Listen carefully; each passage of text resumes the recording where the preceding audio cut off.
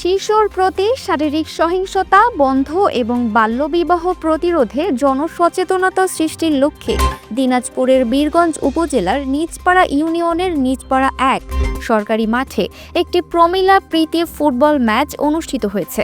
বৃহস্পতিবার বিকেলে world Vision Bangladesh Birganj এপির সহযোগিতায় এবং নিজপাড়া ইউনিয়ন পরিষদের আয়োজনে এই ফুটবল খেলা অনুষ্ঠিত হয়। অনুষ্ঠানে প্রধান অতিথি হিসেবে উপস্থিত ছিলেন নিজপাড়া ইউনিয়ন পরিষদের চেয়ারম্যান আনিসুর রহমান আনিস। তিনি বলেন, খেলাধুলা তরুণ প্রজন্মকে সঠিক পথে পরিচালিত করবে এবং সামাজিক সচেতনতা বৃদ্ধিতেও এই ধরনের আয়োজন খুবই প্রশংসনীয়। বিশেষ অতিথি হিসেবে উপস্থিত ছিলেন বটতলী উচ্চ বিদ্যালয়ের প্রধান শিক্ষক গোলাম মোস্তফা, ওয়ার্ল্ড ভিশন বাংলাদেশ বীরগঞ্জ এপির Golden Sarkar, program officer Doris Lia Hasda এবং স্থানীয় গণ্যমান্য ব্যক্তিবর্গ। খুব উপভোগের সাথে খুব ভালোভাবে উপভোগ করেছি।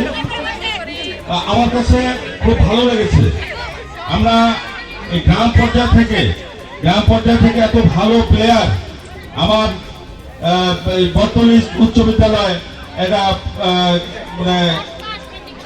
গ্রামের একটা পল্লী যেখানে বলা যায় যে একেবারে নিপীড়িত পল্লীতে অবস্থিত, সেখান থেকে আমাদের বীরগঞ্জ শহর থেকে প্রায় ৮-১০ কিলোমিটার দূরে অবস্থিত। সেখানকার মেয়েরা আজকে যে সুন্দর খেলা উপহার দিয়েছে আমি খুব অভিভূত হয়েছি, খুব ভালো লেগেছে। আমি তাদেরকে আমার অন্তরের অন্তঃস্থল থেকে অভিনন্দন জানাচ্ছি। সেই সাথে আজকে যারা বিজয় হতে পারে নাই, রানার্স আপ হয়েছে, তাদেরকেও অভিনন্দন জানাচ্ছি।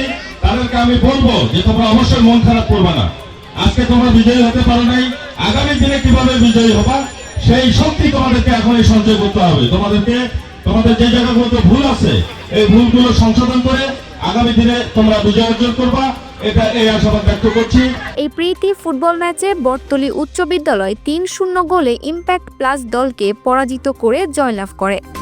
ম্যাচটি উপভোগ করতে মাঠে বিপুল সংখ্যক দর্শকের সমাগম ঘটে। এই প্রতিবেদনটি আপনার ভালো লাগলে শেয়ার করে অন্যদের দেখার সুযোগ করে দিন। Multimedia desk, dinajpurtv.com। Dinajpur TV, মানুষের জীবনের কথা বলে।